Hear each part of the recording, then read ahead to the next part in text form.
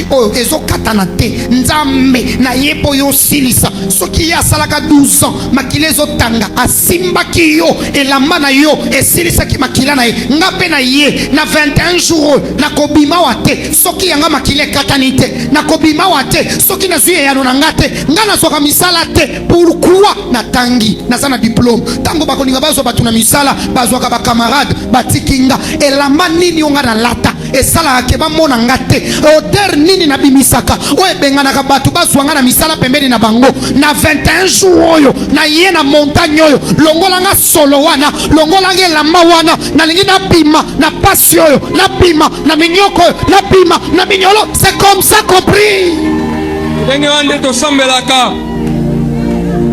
Écoutez, je n'aimerais pas entendre les gens quand on dira prie pour toi.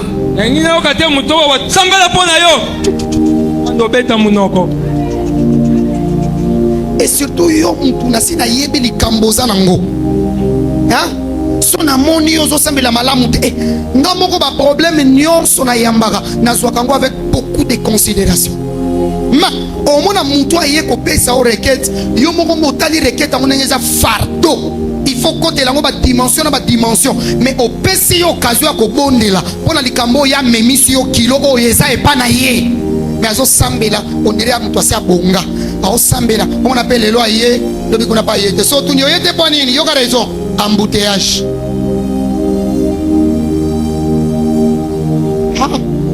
Est-ce que yo milingi penza? Ce sont des gens qui disent à l'église depuis pasteur wanaye dans en tout cas azana nguyate ah ça loinga bato ba ba na église depuis mon seigneur nzambe wana ya azana na nguyate pasteur wana penza depuis aye na omona lobo kwanza mais comment tu pries? Comment tu pries? Tu pries comment? Oya chu chu chu chu chu na robeta beta mon même voisin ozo le ko samela de chu chu chu tala koya na prière à 21 jours te na ba chu chu chu chu na yona nango tango zo kota tikango ka kuna etango koti awa kotana mutema na yo na ye lokola batime na kati ya bato epele na lingi nzamba yo kaka ngai tala na yaka 21 jours lokola pasteur te na yaka 21 jours lokola mwana nzamba zoluka nzambe na vie na ye. Il y a des gens qui laissent leur titre et leur empêcher de ne pas prier. Prie pour toi. Supplication personnelle avant de nous quitter. Nenga vandi no na kitu wana maloba munokonezo kana tetala to sa prière ane awate to yeko tutuka waponza ma changer ba vie na biso. Même en attendant que bonde la prière na prophète ya tali ya bio ozo samela boponi na bi eza pasi ya mutema na bité olangu inde masanga bité na langu ite. Le sacrificateur a confondu son attitude. Tumimbeka ayeba ina zo confusion na oele yo sel na ye. Mutongo aye 21 jours. Est-ce que ça a besoin de nzambe ou bien a besoin de nzambe? Ou bien on une église pendant que baninga ba osambela ya zo leka oza protocole, oza hospitalité, oza sécurité tango prière sambela. Tango prière service ezate sambela. Mutu akwei tika ya kwea yo luka nzambe yasa kutani na nzambe ya wana kwei yo luka we ya yo mwana mtu mususu tango prier misoleza ka pia pia zoluka na kokwea tala okozela mutu akwea mutu akwea ate yo yeko sambela yo luka ne nzambe tala nani on a besoin na on a besoin d'hospitalité besoin de sécurité sécurité na côté les mains misu ngeza polele mena osambela parce que prier et fermer les yeux n'a rien à voir avec l'exaucement. Na ko samela misu ngeza polele mena zo tutu kanza mazoyo kanga sécurité nazo veiller pour désordre ça le matin mutu moko ta ya ko sala mabe panake bat ba sambela nazo veiller mutu moko ta côté ya ibi ba téléphone ba to akenango nazana mais nazo sambela nzambe même si na telemi lokola Zakari na poste nanga metala likamunanga na bala raté ya nzambe yo yebi na mekaki fiancé liboso katungu akei okuna akei nzambe nena yebo même si nazana sécurité tala penga c'est comme ça compris. Nalingi 21 jours moko boye ya batu moko basa révolutionner ba yebi eloko ba esala awa okomi ba requête belé awa ba requête no ebele se koti na arche il faut siko accomplissement nango tango ezo umela bible lobi salani secouer yango soko za na nzete ya manga na lupango na yo omoni manga moko esi eteli obeti libanga eza tellement musika otie nzete ekoma te omati me moyo koma place eza te osani osimbe tape nango na musika osa neni avant manga esituka ekokweya oyo sambeli na se ozomona yango ezoya te obwakeli yango libanga ezoya te otinikeli yango nzete ekweya te ningisa yango oyebi priere akoningisa yango rakataribasha lebroka lekota meriza marosa be ketekala sebia kata nyonso wana c'est une façon de secouer ma réponse. 2024 au mois de janvier. 2024 le mois de janvier. Interprète ça. Au mois de janvier pendant 21 jours. Pendant 21 jours. J'étais à Badolite. À Badolite, il fait très chaud. À Badolite, moi et Zaramakasi. Pendant une période, on n'avait pas de courant. À un moment, courant et et quand il n'y a pas de courant, c'est la souffrance. Permettez, j'étais arrivé à un moment donné, j'ai commencé à bailler. Et j'avais dit à Dieu, d'ailleurs qui peut déjà dans la salle,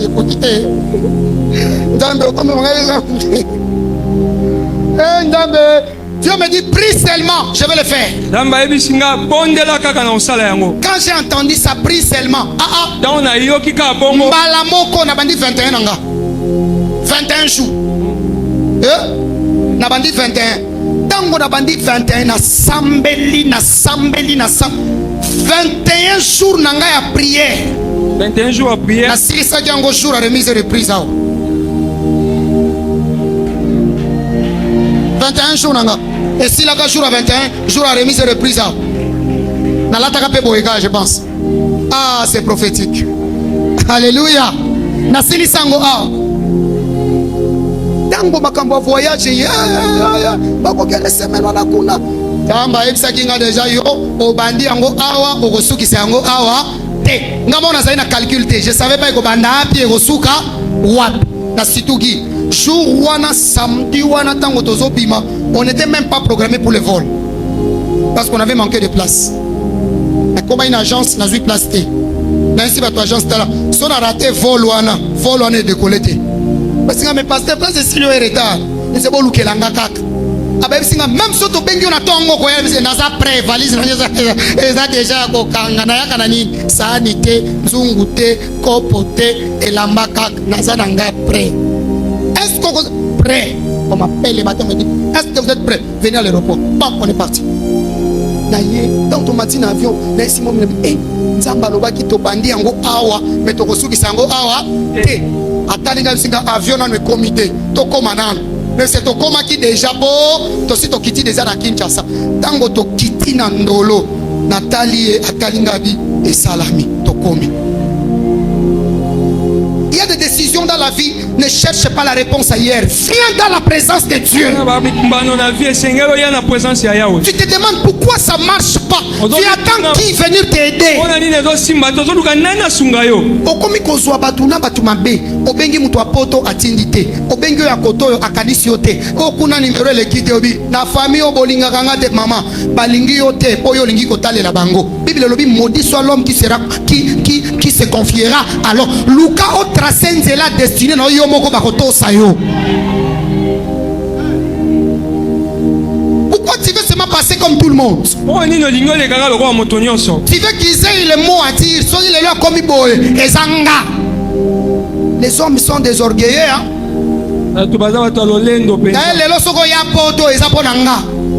On attend ça de partout.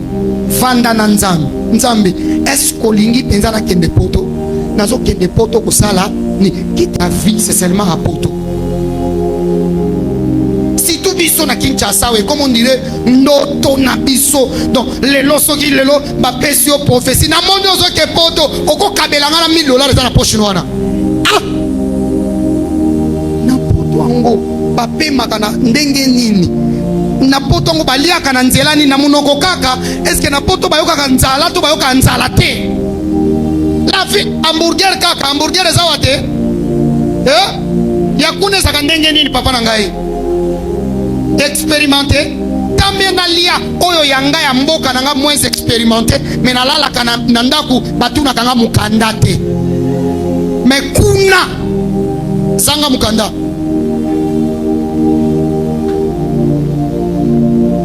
Non, écoutez, aime ton pays. Dans ton pays il y a tout. Il y a des prophéties que les hommes de Dieu ont données de temps passé dans ce pays. L'homme de Dieu Simon Kimbangu a parlé. Il arrivera un temps, les blancs deviendront comme les hommes noirs et les hommes noirs deviendront comme les blancs. Les lots là réserve tozana on mboka na biso. Forêt équatoriale na biso ya liboso. Amazonie bundi mais oya biso ezana nu vierge ezana. Balingi kande biso te. Malamu po nzamba balingi biso. Malgré ba okwense biso, mais nzamba zo bimisa biso kana mitambo na bango. Etokolonga bango na kombo na Yesu. Mboka na ngai ekobonga na kombo na Yesu. Makambo ya mboka na ngai ekokende liboso na kombo na Yesu. Cherche à créer ton futur avec Dieu. La prière. Tu auras la santé, la vigueur et la restauration. Deuxième des choses qu'il faut savoir. Quand tu pries, tu gênes. La réponse rapide. La réponse viendra rapidement et claire.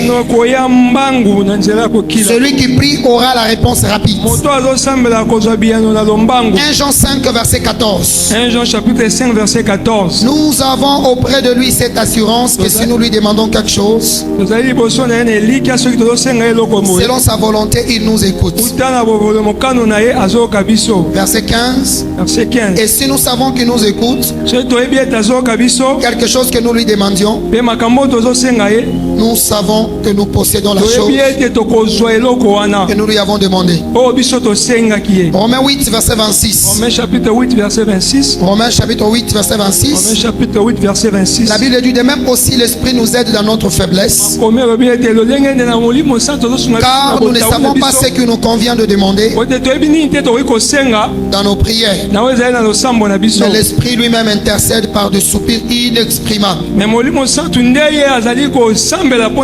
Alors, pour coopérer avec le Saint-Esprit, afin que ta prière soit exaucée, vous devez mener une vie de sanctification. La pureté du cœur, la pureté physique. Vous ne pouvez pas gêner alors que vous avez de remords dans le cœur. Selon Ésaïe 58 verset 6 jusqu'au verset 14. On dit détache d'abord la méchanceté. Libère ton cœur. Rends libre les opprimés. Si tu vois quelqu'un nu, couvre-le.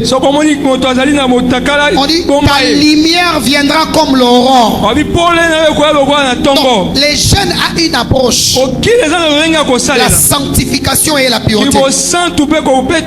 Troisième bénéfice du jeûne et prière.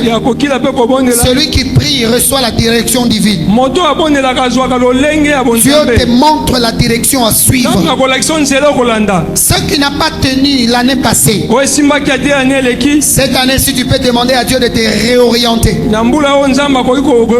y a des gens qui sont entrés dans des relations qui ont tué leur futur. Il y a des gens qui sont entrés dans les partenariats qui les ont engloutis.